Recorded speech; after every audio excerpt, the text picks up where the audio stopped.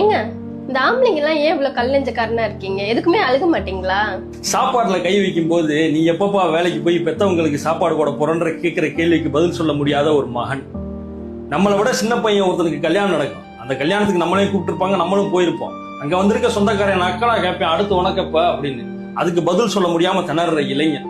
கல்யாணத்துக்கு அப்புறம் மனைவிக்கும் அம்மாவுக்கும் நடுவில் 1000 சண்டை வரும். அதுல மனைவிக்கு சப்போர்ட் பண்றதா அம்மாவுக்கு சப்போர்ட் பண்றதான்னு கலங்கி நிக்கிற ஒரு கணவன். இந்த பண்டிகைக்காச்சும் புது துணி எடுத்து கொடுப்பீங்களான்னு பிள்ளைய கேட்பாங்க. அதுக்கு என்ன பதில் சொல்றதுன்னு தெரியாம தவிக்கிற தகப்பன்.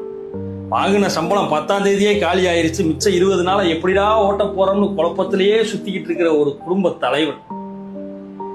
உனக்கு என்னப்பா ஆம்பளை தானே அப்படின்னு பல விஷயத்துல பாரபட்சம் பார்க்கிற இந்த சொசைட்டி மேல ஆதங்கத்தோட சுத்திக்கிட்டு இருக்கிற ஆண்மகன். இவங்கெல்லாம் கண்ணீர் விட ஆரம்பிச்சாங்கன்னா அதை துடைக்கிறதுக்கு கைக்குட்டையும் பத்தாது, அதை பிடிச்சி அடைக்கிறதுக்கு கடலும் பத்தாது. சத்தியமான உண்மை. இதை போல் எத்தனையோ பேர் அழுக முடியாமல் ஏன் நிறைய பேர் அழுதுட்டு இருப்பாங்க.